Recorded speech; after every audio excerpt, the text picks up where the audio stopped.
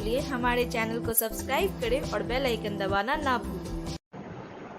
नमस्कार, BTN news प्रतिदिन में आप सबों का स्वागत है। हम हाजिर हैं समाचारों के साथ। ओझौल गांव के समीप एक आम के बगीचे में युवक का शव मिलने से सनसनी फैल गई है। ग्रामीणों की भीड़ सबको देखने उमड़ गई। खबर लिखे जाने तक मृतक युवक की पहचान नहीं हो सकी। मौके पर बहादुरपुर थाना की पुलिस के साथ दरभंगा सदर के DPO अमित कुमार खुद पहुंचे, जांच शुरू कर दिया है। बताया जाता है कि प्रथम नजर में यह हत्या का मामला लगता है। किसी ने हत्या कर युवक का शव मिट्टी के अंदर दबाकर छुपाया। फिलहाल पुलिस SFL की टीम मदद से गहन जांच शुरू कर दी है। मौके वारदात पर एक जोड़ी चप्पल और कुछ सामान भी मिले हैं, जिससे तत्काल सबको पोस्टमार्टम के लिए भेज दिया गया है और सामान से पहचान पता लगाने की कार्रवाई हो रही है। गांव के बच्चे बताया जाता है कि आम चुनने जब पहुंचे तब मिट्टी में सब दबे देख लोगों को इसकी सूचना दी। सदर के DPO अमित कुमार ने बताया कि यह पूरा मामला हत्या का ही प्रतीत होता है। प्रथम दृष्टया में किसी ने सबको छुपाने की कोशिश की। अब तक सबकी शिनाख्त नहीं हो पाई है। अब लाश और एक मिली है। लगता है कि कहीं से इसको मार के फेंक दिया है, ऊपर मिट्टी से ढकने का कोशिश किया है और लाश पूरा स्पष्ट नजर नहीं आ रहा है। यहाँ पर हजारों ग्रामीण पहुँचे हुए हैं, जो पुलिस प्रशासन भी, थाना भी यहाँ पर पहुँचा हुआ है और इसकी जांच पड़ताल हो रही है। जांच पड़ताल के बाद ही प्रतीत होगा कि क्या कहाँ का मामला है। सर उनको तो कहीं से मार के और यहाँ फेंक के उसको छुपाने का कोशिश किया है। जो सब का जो स्थिति है उससे नजर आ रहा है।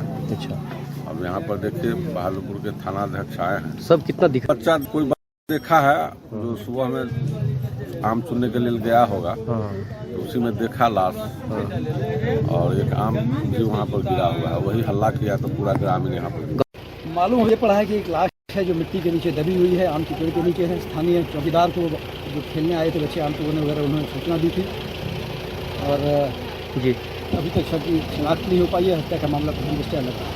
पुलिस की द्वारा जांच की जा रही है, स्थानीय लोगों से पूछताछ की जा रही है। कोई लापता होने की अगर किसी की सूचना है, हताहत होने की सूचना, उस पर जांच पड़ताल की जा रही है। FSL की टीम आई है। अभी बॉडी को रखा जाएगा, पोस्टमार्टम के लिए भेजा जा रहा है, वहाँ रखा जाएगा।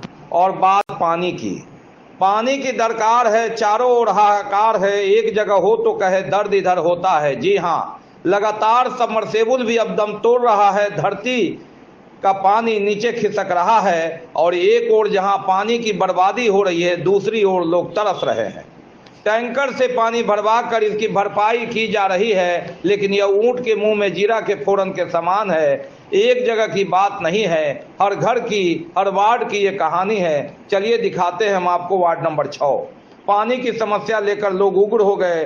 पार्षद को खूब खड़ी खोटी सुनाई। कहा अगर जल समस्या दूर नहीं होगी तो सड़क जाम कर देंगे।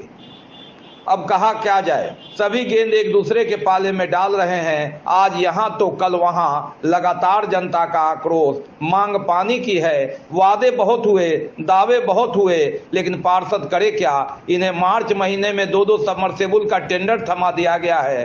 कोई एक गड़वा चुके हैं, कोई दूसरे के लिए कतार में है, कोई बाकी दोनों के लिए इंतजार में है। 2 सबमर्सिबल लेकर जाएं तो जाएं कहां, जहां गाड़ते हैं वहां वाहवाही मिलता है, अगरबत्ती दिखाई जाती है। बाकी जगह जूता चप्पल दिखाकर लोग भागने को मजबूर कर दे रहे हैं। ये पार्षद की कहानी है। सब्ज बाग दिखाए थे इन्होंने जनता से, दिसंबर में प्रचार कराया था, जीत जाऊंगा तो तकदीर बदल देंगे, तस्वीर बदल देंगे, पानी की धार बहा देंगे। लेकिन क्या मालूम था कि 5 महीने के बाद भी पानी भी मैसर नहीं करवा सके जनता को। ऐसे में मुंह दिखाने लायक नहीं। जो 2 सबमर्सिबल मिला है वो कागज पर है। कहीं गड़ भी गया तो बिजली लाइन नहीं, कहीं गड़ गया तो पानी का पाइप लाइन नहीं। ऐसी परिस्थिति में ये सफेद हाथी साबित हो रहा है। जहां 1 दर्जन सबमर्सिबल है, उस वार्ड में किल्लत है, तो समझा जा सकता है कि 2-4 सबमर्सिबल वाले वार्ड का क्या होगा। नए पार्षद की हालत तो और बद से बदतर है। उन्होंने सब्जबाग देखा था, सपना देखा था, सारे अरमा चूर चूर हो गए, दिल के अरमा आंसुओं में रह गए। ये पानी की कहानी है, वर्तमान जिंदगानी है। व्यवस्था नहीं है, पब्लिक यहाँ पे हल्ला कर रही है और देख रहे हैं कि पब्लिक को प्यास लगने से भी आदमी पानी नहीं पी पा रहा है। कल का पानी खराब आ रहा है और इन्होंने बात किया, RJD की सरकार है, आरजेडी की जो है आरजेडी की सरकार है, जन धन योजना उसी के अंडर में काम करती है, उन्हीं के मंत्री है।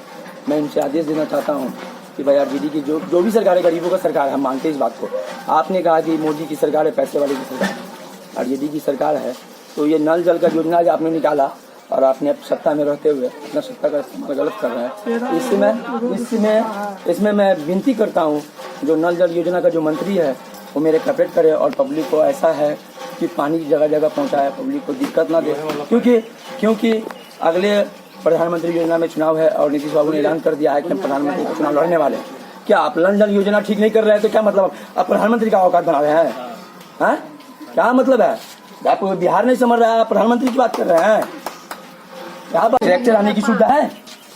ट्रैक्टर बैग में आने की देगा सुविधा? मांगेंगे तो क्या भेजा जाए, सुविधा देगी तो हम मांग करेंगे तब ना। लेकिन यहाँ पे समरसेबुल हमने देखा आरजेडी के यहाँ भरत सनी बीजेपी की पार्टी से बात करती थी, ज्वाइनिंग उसका भी है, उप मेयर भी रहे। लेकिन आरजेडी की सरकार आई, वार्ड में नाराज यादव है, आरजेडी के बहुत बड़े नेता अच्छे नेता हैं, लेकिन मैंने उनको 3-4 बार कहा और यहाँ के पब्लिक ने भी कहा, तो उन्होंने क्या कहती है, हाँ हो जाएगा। अरे हो जाएगा, तुम तो जीत गया अपने वार्ड में दूसरी बार, अपने घर के बगल में, मतलब घर की मुर्गी दाल बराबर, घर के लिए इलेक्शन लड़ रहा था क्या? वर्ष में ये भी तो आता है या यहाँ का जनता आपको वोट नहीं दिया था क्या? पूछा दे माता बहन से, सारा पाइप टूटा हुआ, क्या मतलब बनती है? अगर समाज ने हमको साथ दिया, समाज ने हमको चाहा, अगर देश में सब आज बिहार का ने हमको साथ दिया, तो मैं नल जल योजना जो मंत्री आरजेडी के रहते हुए उनसे भी मैं बात कर सकता हूँ। अगर सारे बिहार के लोगों को साथ दिया तो हर जगह प्रॉब्लम है भाई पानी का। आप किस जगह की बात करते हैं? रोड पे जाके देखिए, गली में जाके देखिए, आप क्या एक टैंकर पानी पीते थे क्या? मतलब आदमी क्या एक बाल्टी पानी तो लेटरिन में जाता है भाई, क्या मतलब लेटरिन करना आदमी छोड़ दे, बहु बेटी लेटरिन करना छोड़ दे? क्या समझ के आप कितना पानी बांट दीजिएगा? पब्लिक को खर्चा है 20 बाल्टी, आपने कितना दिया? 2 बाल्टी दिया। क्या यही राजनीति? जाम कर देंगे साल दुर्गा मंदिर का? क्यों रोड जाम कीजिएगा? पानी के लिए, अब लोग पानी के लिए तराई हो रहे हैं, आपस में मार करना नहीं चाहते। हो जाएगा, कब होगा? सब में सब मारपीट होगा, थाना प्रशासन उतरेगा तब पानी पिएगा। बीमार नहीं रहा लाचार, हो रहा मुफ्त उपचार। हड्डी नस रोग से संबंधित गंभीर बीमारियों का मुफ्त में इलाज। इंतजार किसका? जाएं सर्राफ ऑर्थो एवं स्पाइन सेंटर और दर्ज कराएं प्रधानमंत्री जन आरोग्य योजना में अपना नाम। विश्व की सबसे बड़ी स्वास्थ्य सुविधाओं का उठाएं लाभ। आधुनिक ऑर्थोपेडिक सुविधा, ऑर्थोस्कोपी, स्पाइन सर्जरी, फ्रैक्चर का अत्याधुनिक इलाज। डॉक्टर SN सर्राफ, डॉक्टर अभिषेक सर्राफ, रीढ़ हड्डी और नस रोग विशेषज्ञ डॉक्टर प्रियंका बी सर्राफ, स्त्री और प्रसूति रोग विशेषज्ञ DMCH के सामने लहरियासराय। मनोरंजन ही मनोरंजन। अब आपके शहर दरभंगा पुरानी बस स्टैंड में डिज्नीलैंड मेला लगाया गया है।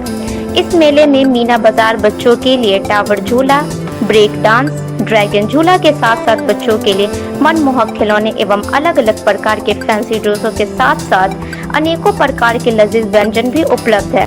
तो देर किस बात की, आइए और मेला का आनंद उठाइए।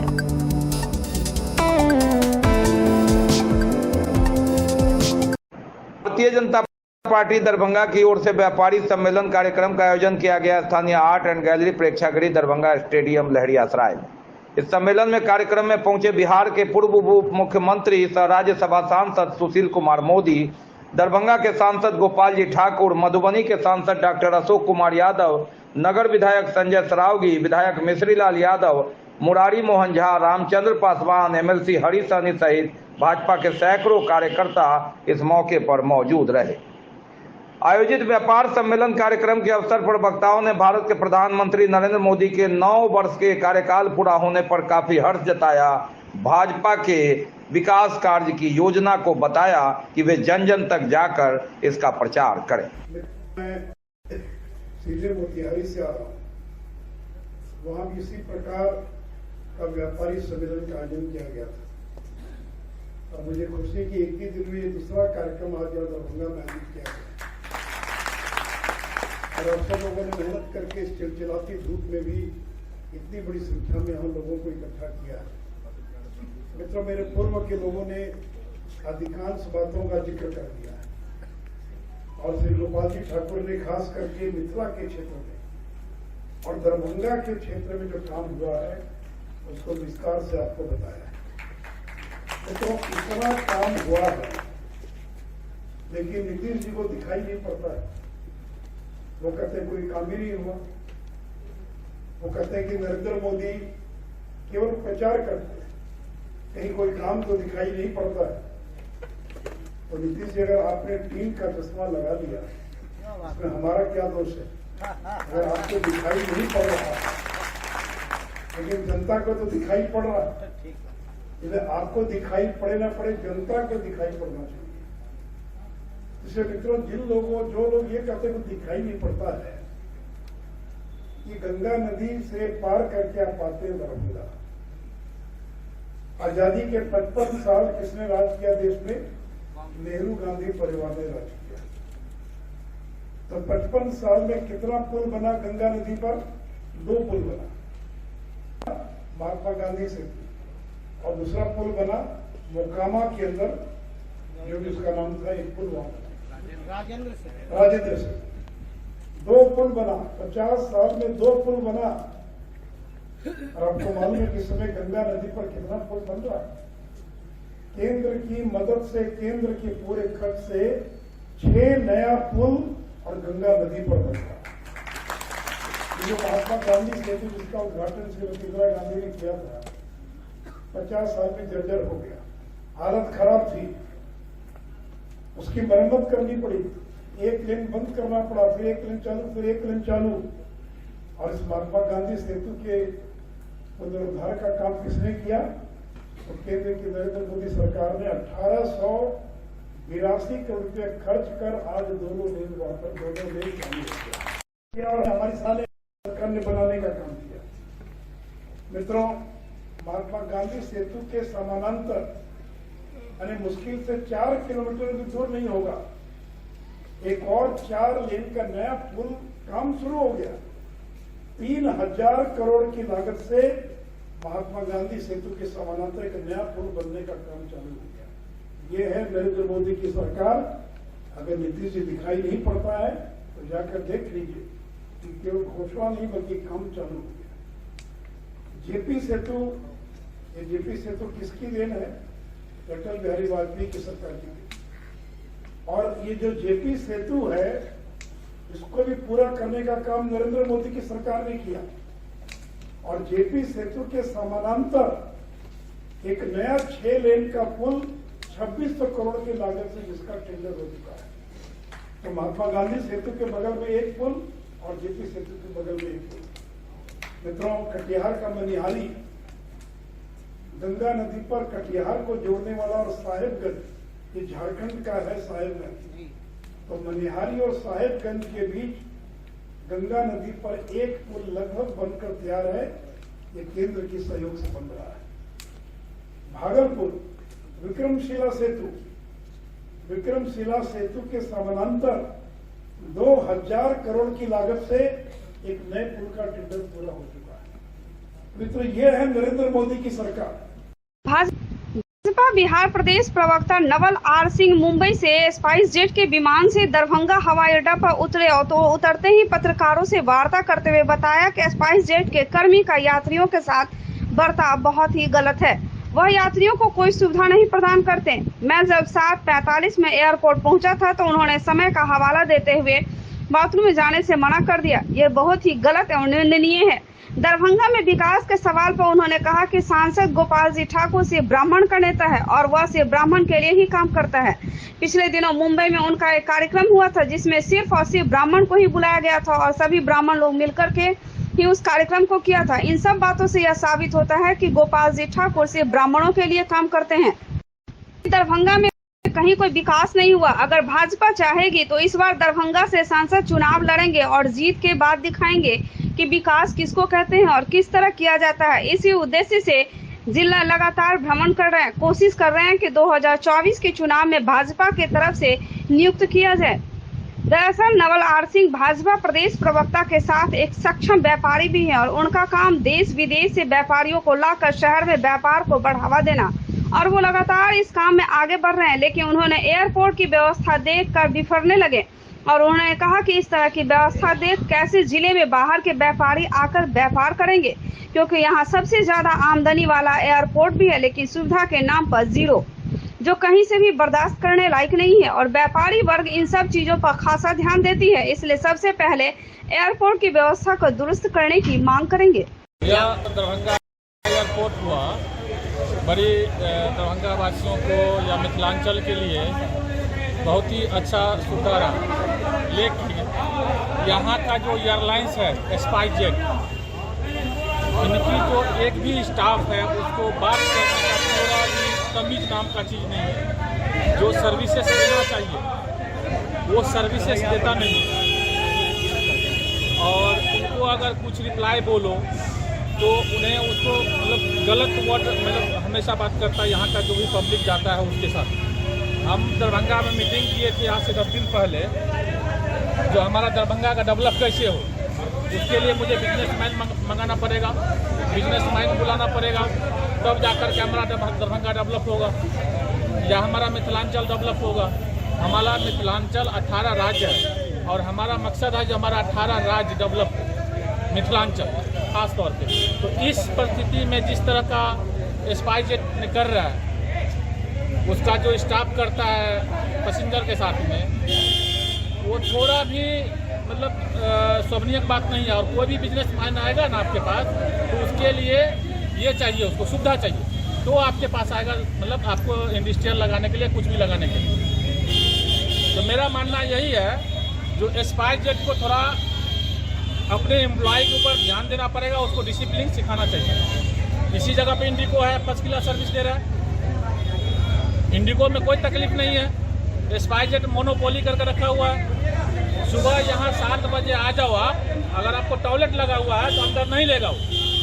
यहाँ का सिक्योरिटी गार्ड किसी को अंदर नहीं लेता है, चाहे वो बुजुर्ग हो, महिला हो, कोई भी हो। 7 बज के 45 मिनट पे यहाँ पे पैसेंजर लोग आए हुए थे, उन्होंने बाथरूम लगा था, एक आदमी को अंदर नहीं जाने दिया।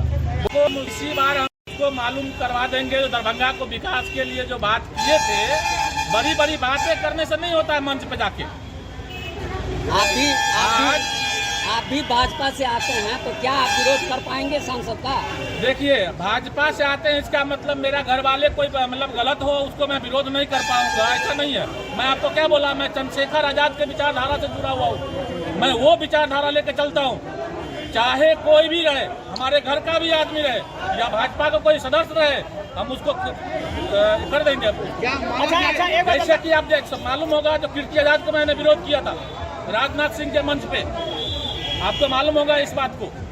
तो गोपाल जी ठाकुर क्या है? गोपाल जी ठाकुर एक प्रतिनिधि है, समाज का कल्याण के लिए उन्होंने गया है, अपना कल्याण के लिए नहीं गया। गिनती करवा रही आदमी है, वो गिनती करवाना है ना उनका, वो सिर्फ जातिवादी लेके बैठे हुए हैं, सिर्फ ब्राह्मण समाज को लेके बैठे हुए हैं।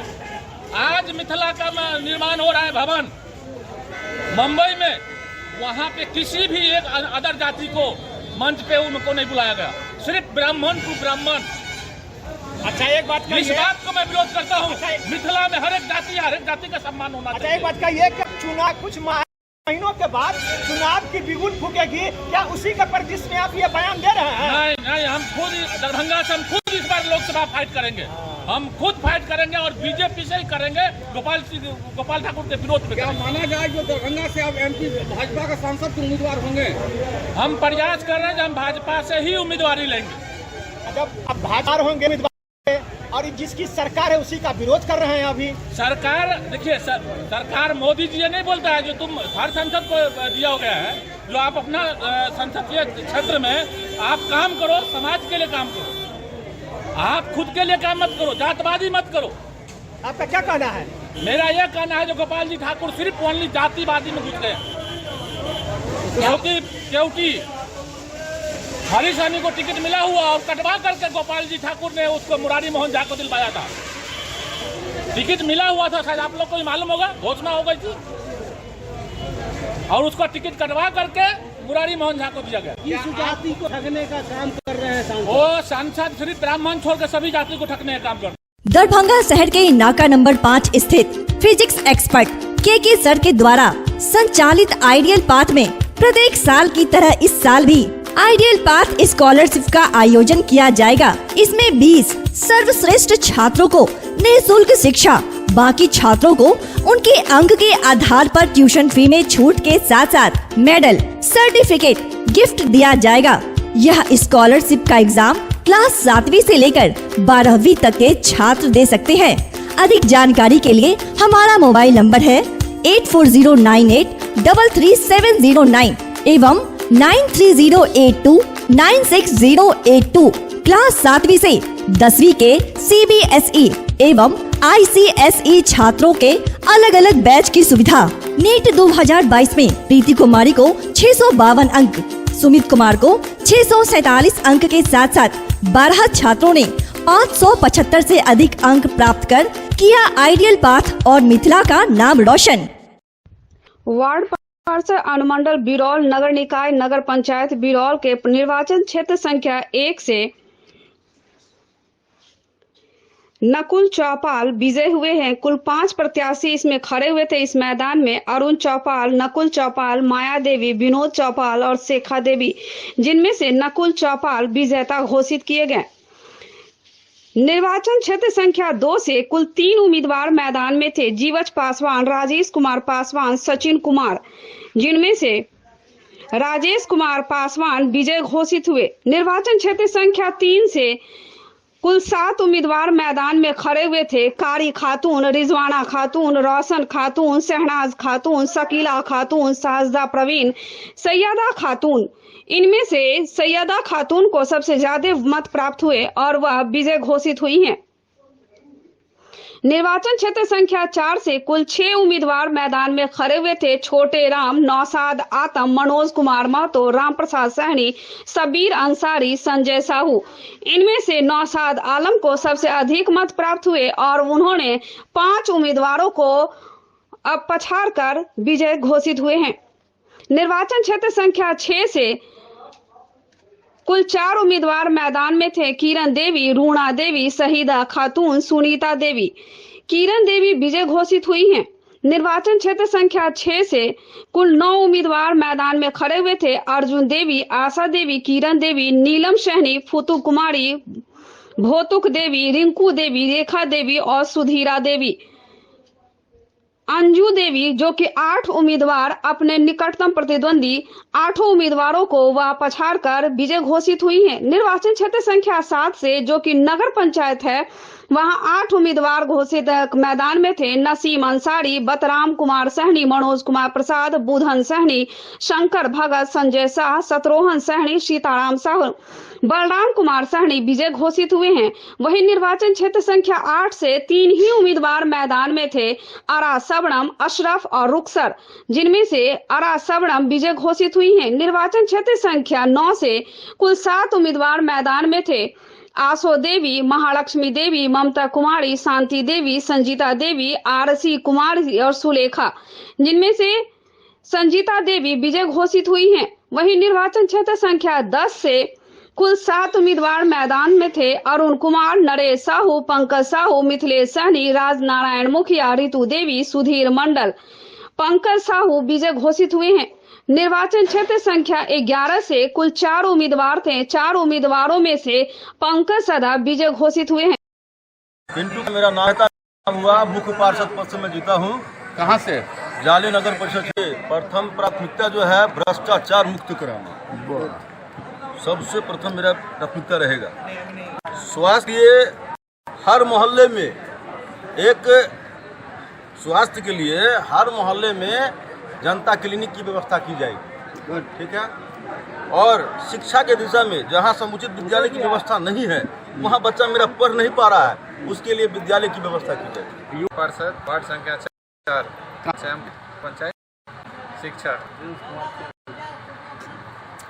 चुनाव जैसा इस बार हम लड़े हैं, अपने लाइफ में ऐसा चुनाव कभी नहीं लड़े। लेकिन हमारे कार्यकर्ता को भी धन्यवाद देते हैं और खास करके जनता को भी धन्यवाद देते हैं कि हमने भी बहुत कुछ किया लोगों के लिए। क्योंकि 12 बजे दिन होगी, 12 बजे रात हो, यदि कोई विनोद बम्पर को एक कॉल करता था तो समस्या पर हम पहुँच कर उसका निदान करते थे। उसी का आज मुझे फल मिला है, तो फिर मुझे मौका मिला है। और जो समस्या रह गई है थोड़ा सा, नगर पंचायत का जितना भी क्षेत्र पड़ता है, वो सारे क्षेत्र में जाकर उस समस्या का निदान करें। मतलब मेरा नाम नीलम है, वार्ड पार्षद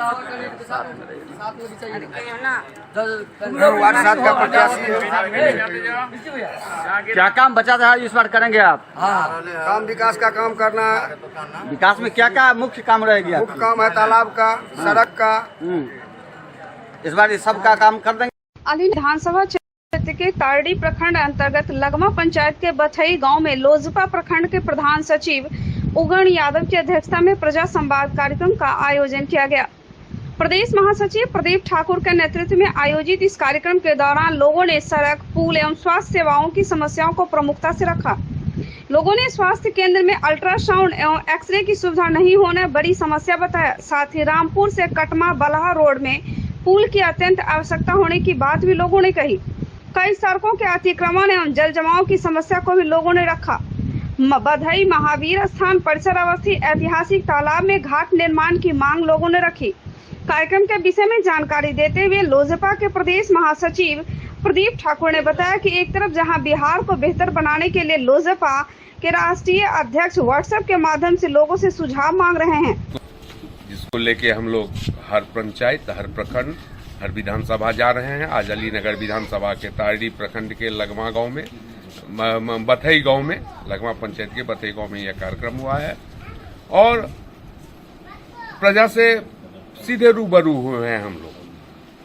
उनके साथ बैठ के, जमीन पे बैठ के, उनके सामने सारी बात करके, जो भी उनके अंदर थी, जो लोकल समस्या थी, बड़ा समस्या तो रोड सड़क बहुत सरकार देखती है, लेकिन बहुत सारी छोटी छोटी समस्याएं हैं जिनको सुनने कोई नहीं आ पाते हैं उनके पास।